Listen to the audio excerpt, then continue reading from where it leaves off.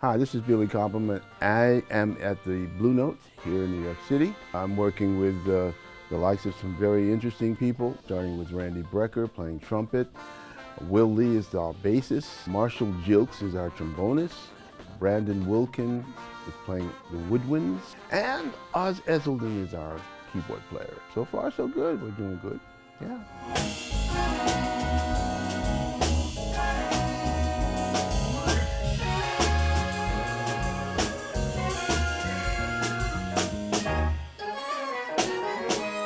How long have I been professionally playing? Since 1963. So that puts me up there around 60 plus years, I guess. Goes by fast, huh?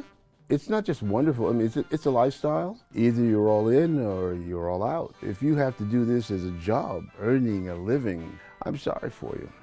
Because everything I do here comes from everything I do here, which is one step ahead of the sheriff. It all is reflected in what I play, my music and all of the notes. It's a long-term commitment, an ongoing marriage until I'm dead, and that kind of thing, and grateful.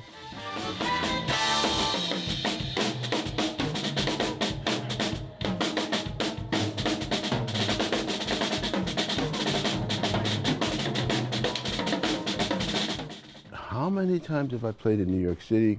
I've lost count. I was brought up in New York City and lived in New York City fundamentally as my home base for 40 years before moving to Europe. I've been playing down these parts forever, as far as I know. No matter where I go, the apple's still the apple. When we first moved, I came to New York City in 1947. I used to have to take the bus and go to a school called the School of Performing Arts, actually, or the Music and Art High School. The building is still part of the City College campus up there. But that's where I was for 4 years between 1958 and 1962. Once I got out, I was playing a little bit professionally by 1962. Moved on to the United States Army commitment, which started around 64, thereabouts, and ran until 1967 or 68. At the very beginning of 68, I got out. And within 2 weeks' time, I was on the road with Horace Silver, and I'm still on the road.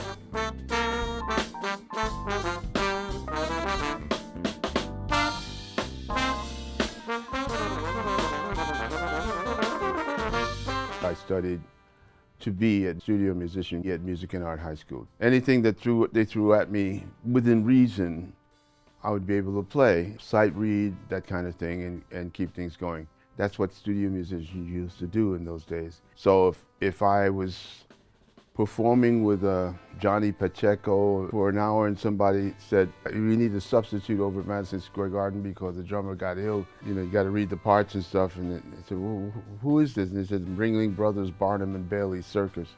And then after that, run out and maybe sub at the Carnegie Hall or something like that for the percussion battery.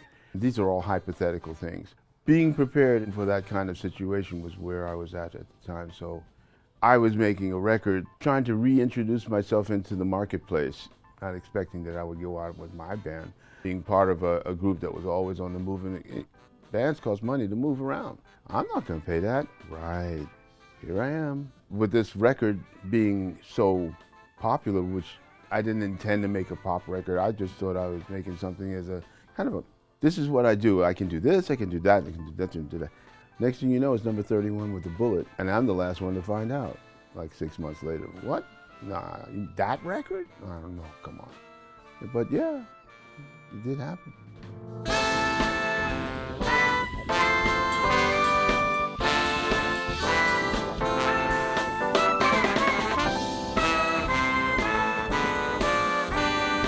I was in the first in St. Catherine's of Siena, and that wasn't the first band, but I was in a little band called St. Clement's Church Marching Band. From there in South Ozone Park, made the transition into a young drum corps that was needing bodies in St. Albans called St. Catherine's of Siena, Queensman. And I joined and stayed 60, 61 into 62, and then I was too old to be at that level. And so all the kids that were in that band moved and transitioned into another drum corps out in Mineola, Long Island, called the Sunrisers. To this day, it's funny how the camaraderie has been. One of my closest friends came with his students to see the first show on Tuesday night. But it's that kind of camaraderie that it goes through the ages.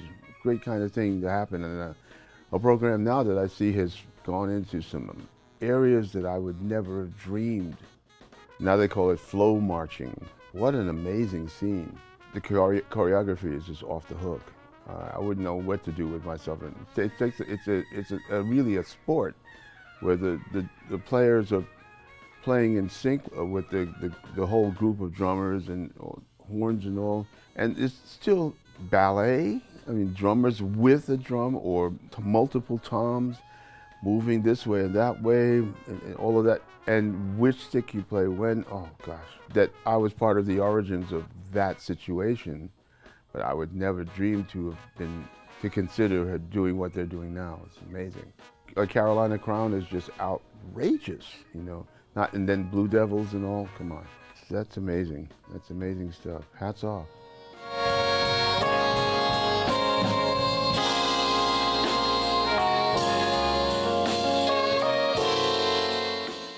I'm pretty sure I've been playing Evans drumheads for about 20 years, for sure.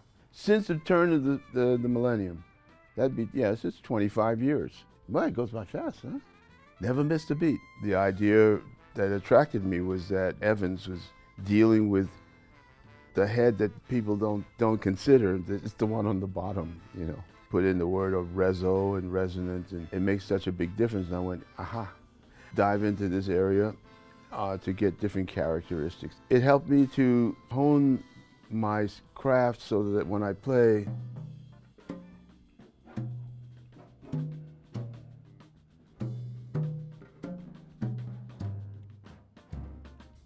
knowing that, yes, the beat comes here, but it's how much of the depth and quality of sound is controlled by here, what's happening on the bottom.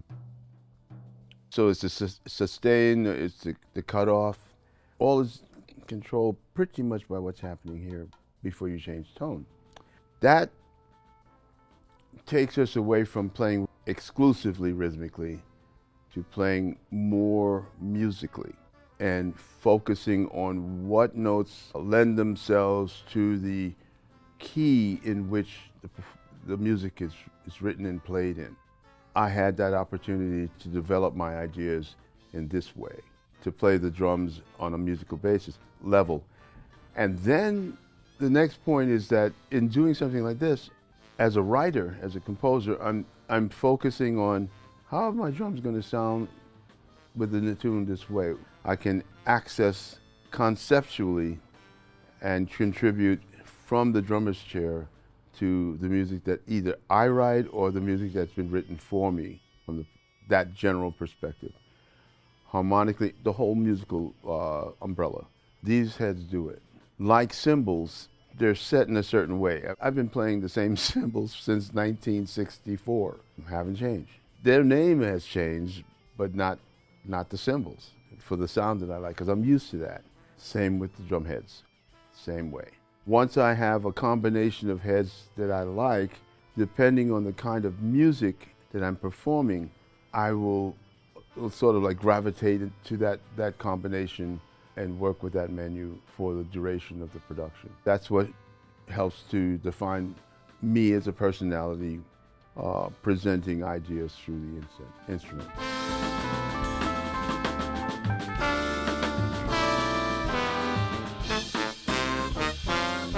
For tonight, G2s, all on top, HD dry. And these are a special 20-inch bass drums these drums came to me, so 11 years ago. I've never played these 20s because I was always on the road with a band that was just socking it. You know, it was either a big band, straight ahead, so 22s, or if I'm playing rock or fusion, it's 24s. The 4 inches make a big difference to this. But in here, since I have a physical impediment and I'm just going through some physical ailments here, I thought, can't push them at that big right now. I mean, I can hardly have enough power. But these little guys speak with the right heads on them. And they're emets, pretty tight, some teeth mufflers inside, and I'm home. You know, I can hear myself well because it stays up above and I have my horns here. Everything has to have a purpose. My guys are on the left are playing acoustic, horns, 3 horns, trumpet, trombone, sax. Right here's a very, very loud bass player, presence I should say, and very, very important. And then of course the keyboard player on the other side. So the electronic thing is like, wow. And I'm listening for them. I don't want to get in the way of what they're doing. I'm playing sensitively. It's not about loud and soft, but yet it's a dynamic. You know, that word is like a big umbrella word. Dynamics can mean so many different things.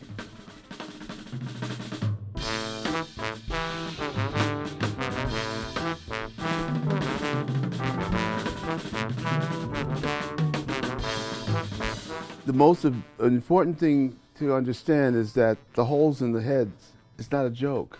It's, if you know what to do with a head of this personality, along with a hazy 2 or something like this, on the bottom, if you play up high-pitched snares, and I do because of drum corps, that's something that's stuck with me. It's my ball and chain for the rest of my life.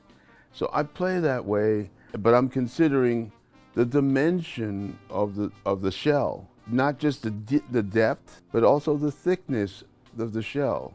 Wood shell, Bubinga versus maple, birch, all different personalities. The vibration factor comes in. All these things fall into place, and with 2 membranes on there, they speak in a different way. You have to learn by, you try something, it doesn't work, you fall, you get up, you say, well, that didn't happen. Okay, let me try something else, you know. And so again, here we have all these heads that we can work with, the black heads, the clear heads, depends on what I'm playing. So I can then see how the drum is performing under specific musical tasks as I play. That's not happening. The drum is too much depth, or maybe the shell, it's for the shell as it is right now. I even have drums from Tama that I've had them make specially for me where the shells are 2 inches longer so that I can get more depth and sustain from the same heads. Because when there's more air inside by 2 inches, all of a sudden everything stays a little longer. Or you have to play in the center of the drums and it just sustains and holds the head, holds the tone in. Very, very important for certain things. In a situation like this, I need a very tight sound. People come in the room, everybody's got like their elbows and knees and all that, so they're absorbing everything. So I need to have the drums tensioned in such a way that it speaks to me first, faster. The traditional shells are fine. If I know I can get away with G2s and like I am here in high drive, I know that it's all going to speak to me real fast. And it just also translates to how it lines up with the sound of my cymbals in performance in real time. Because it has to come to me first to entice me to play the way that I would like to. So if I'm hearing what I want to hear, then I'm going to go someplace else with it and make it work and feel good about it. If I'm not, then I'm going to make another adjustments elsewhere and probably play in a way that reflects that personality. And that's just the way life is. I mean, it's always a learning process. The more you know about the way the drums react and perform with the heads that are on there, sometimes it even affects the height of your drum, the angle of the drums, how they reflect at you and project out. So all these different factors, nothing that one generally would consider until you hypothetically take a set of UV heads that, oh, what is that? You know, it sounds like very interesting until you put them on. You go, if you don't know what you're doing with that, you're in trouble because they're very uniquely and highly specified, which is a good thing in the right position, in the right place. But you got to know what that place is. The only way you're going to do that is to put them on and find out where it is.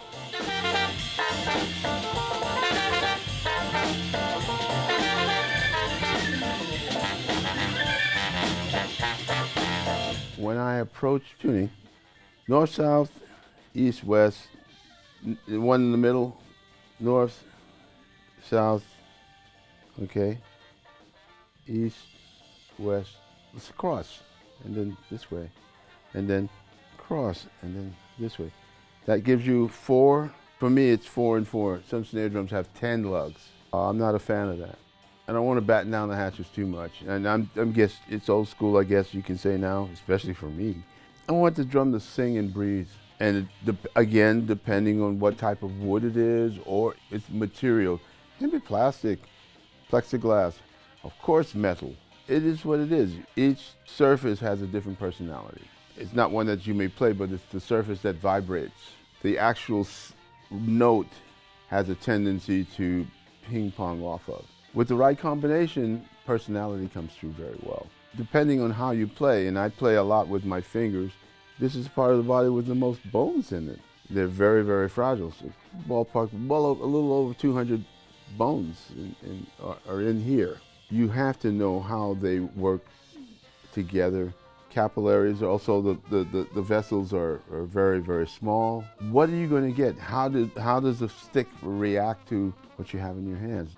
That's why many hands you will have calluses in interesting places. It's based on how we hold the stick and how we draw the sound out of the drum. All these things come to mind.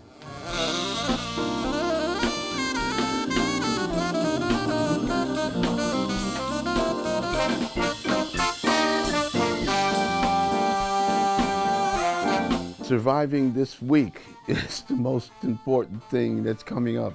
Being able to hang with my colleagues and get through everything in a very musical way, that's important. This is an experiment for me. I took this project on just to see if I could make it. I have a medical procedure back at the end of last year that takes me out. I shouldn't be playing. Wasn't expecting to play until next year. But I'm here, and so far so good. If I can just continue to go by the rules of performance and posture and things like this, it helps me to get better faster. As my doc said, do all the things that you feel make you feel happy. Yeah, you will pay, there will be pain, but that means you're alive. And that's the way it is. Otherwise, there will be another kind of pain, and eventually you won't be able to do anything. It's the pain of being unstable and you're just staying in one place and nothing moves, and muscles have to work. So here we are, and that's what's on my mind right now.